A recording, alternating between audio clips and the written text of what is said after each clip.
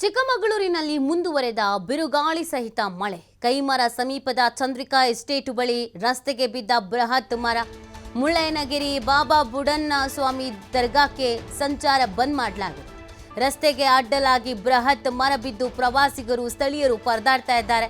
ಚಂದ್ರದ್ರೋಣ ಪರ್ವತಕ್ಕೆ ತೆರಳುವಂತ ಕೈಮರ check post ಬಂದ್ ಆಗಿದೆ. ಮರ ಬಿದ್ದ ರಭಸಕ್ಕೆ 3 ವಿದ್ಯುತ್ ಕಂಬಗಳು ಪುಡಿ ಪುಡಿಯಾಗಿದೆ. ಅಗ್ನಿಶಾಮಕ ಸಿಬ್ಬಂದಿ, ಪ್ರವಾಸಿ ಮಿತ್ರರು, ಪೊಲೀಸರಿಂದ ಮರ ತಿರುವನ್ನ ಮಾಡುವಂತ ಕೆಲಸವನ್ನ ಮಾಡಲಾಗ್ತಾ ಇದೆ. ಚಿಕ್ಕಮಗಳೂರಿನಲ್ಲಿ ಆರೆಂಜ್ ಅಲರ್ಟ್ ಅನ್ನ ಸದ್ಯ ಘೋಷಣೆ ಮಾಡಿದ್ದಾರೆ. ಆದರೆ ನಿರಂತರವಾಗಿ ಭಾರೀ ಮಳೆ ಆಗ್ತಿರುವಂತ ಹಿನ್ನೆಲೆಯಲ್ಲಿ ಒಂದಲ್ಲ ಒಂದು ಅವಘಡಗಳು, ಅವಾಂತರಗಳು ಕೂಡ ಸೃಷ್ಟಿಯಾಗ್ತಾ ಇದೆ. ಕೆಲವು ಪ್ರದೇಶಗಳಿಗೆ ತೆರಳುವಂತ ರಸ್ತೆಗೆ ಬಂದ್ ಆಗ್ಬಿಟ್ಟಿದೆ. ಸಂಚಾರ ವ್ಯವಸ್ಥೆ ಅಸ್ತವ್ಯಸ್ತ ಆಗಿದೆ. ಬೃಹದಾಕಾರದ ಮರ ರಸ್ತೆಗೆ ಬಿದ್ದುಬಿಟ್ಟಿದೆ. ಅದನ್ನು ತೆರವು ಮಾಡುವಂತ ಕೆಲಸವನ್ನು ಮಾಡಲಾಗ್ತಾ ಇದೆ.